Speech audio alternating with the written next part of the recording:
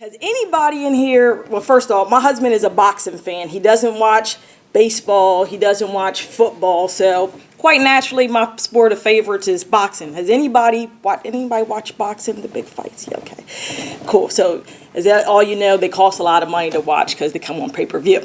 But anyway,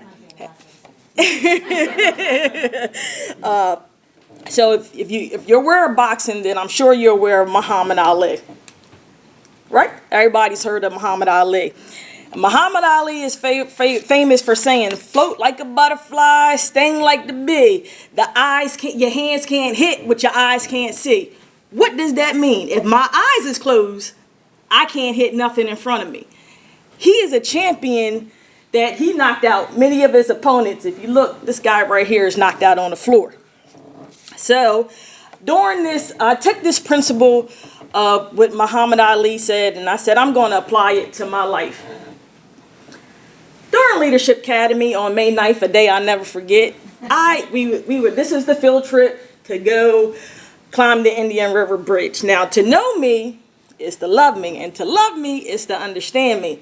And to understand me is to know Danielle doesn't do heights. I am the person who was on the Bay Bridge. You know, when you go over the Bay Bridge, sometimes they have traffic going the one way, then they had the two lanes. So I got stuck on this side.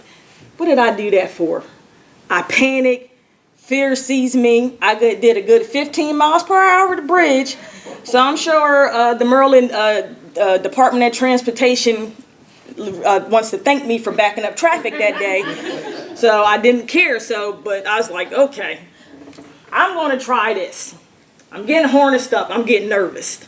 I'm like, oh my God, what am I doing this for? Don't go up. I don't want to be the one who doesn't go.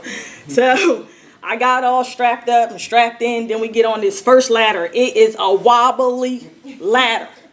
I'm like, oh my God, Danielle, you done lost your mind for real, but you done got all this gear on. You can't not go up there. So I get up there, then I stand inside the tower and I look down and there's crates. Anxiety really set in. And then I looked up. So I'm looking down and I'm looking up.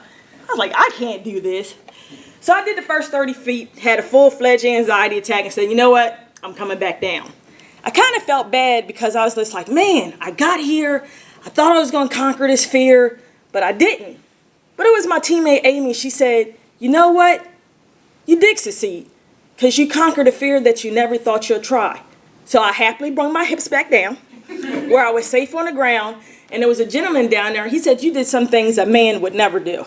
And he said, there's some grown men that would never have climbed up that ladder. So I said, okay. I felt a little better. The first thing I had to come to myself to realize, Danielle, you believed in yourself.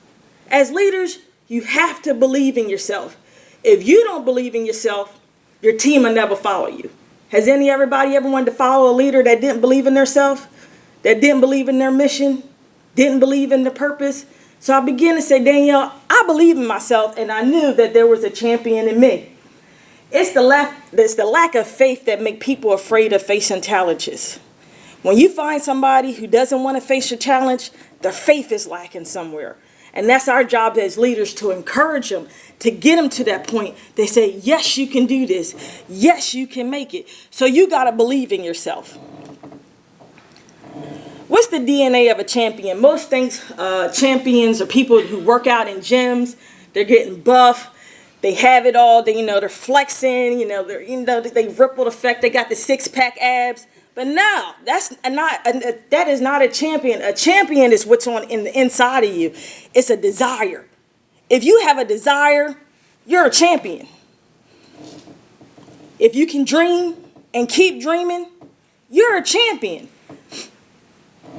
And if you have a vision, man, you got to have a vision. I'm a preacher, so I got to say it this one time. The Bible says, without a vision, the people will perish. So not only is that right in the spiritual realm, but I'm sure our secretary can attest to that too. She couldn't have a vision. If she didn't have a vision, she wouldn't be able to lead. If you didn't have a vision for your section or your division, you would not be able to lead it. So when you go back to your office and you see somebody's down, they say, hey, did you know there's a champion in you? They probably think, man, what are they on today? But you got to sometime encourage them. Encourage them And if you don't think you're a champion, talk, say it till you believe it, and believe it till you become it. Thank you very much.